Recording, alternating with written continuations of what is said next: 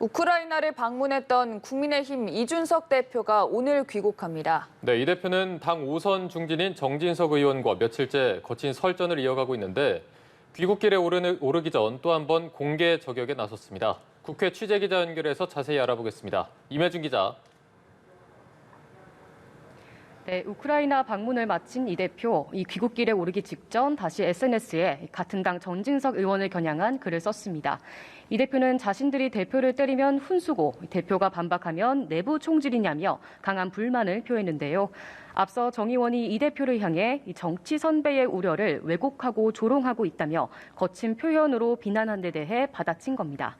이 대표는 이어 대선 때 당대표를 몰아내자고 한 사람에게 공천관리위원장까지 맡겼으면 당대표로서 할 수 있는 예우를 다한 것 아니냐고도 했습니다. 네, 이 대표의 우크라이나 방문과 또 혁신이 구상 등을 놓고 이 대표와 정 의원이 며칠째 서로를 향한 설전을 이어가며 당 내홍으로 비화하는 모습인데요. 이 내부에선 지방선거 승리 직후 당내 갈등이 표면화하는 데 대한 우려의 목소리도 적지 않습니다.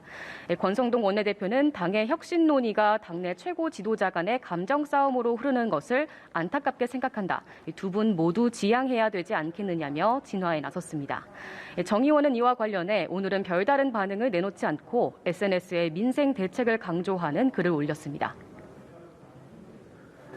그리고 윤석열 대통령이 이명박 전 대통령에 대한 사면과 관련해서 한층 진전된 입장을 내놓으면서 정치권도 주목하고 있다고요. 네, 그렇습니다. 윤석열 대통령은 오늘 오전 출근길 기자들과 만나서 이명박 전 대통령 사면과 관련한 질문에 답변을 내놨는데요.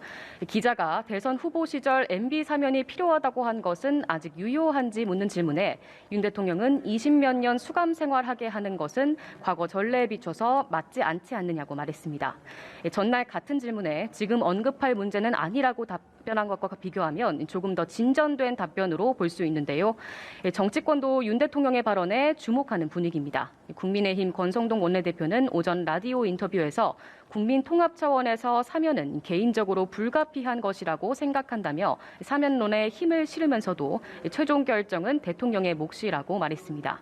한편 민주당은 금융감독원장 등 주요직에 검찰 인사들을 기용한 윤 대통령의 인선에 대해 검찰 공화국을 만들고 있다며 강도 높은 비난을 이어가고 있는데요.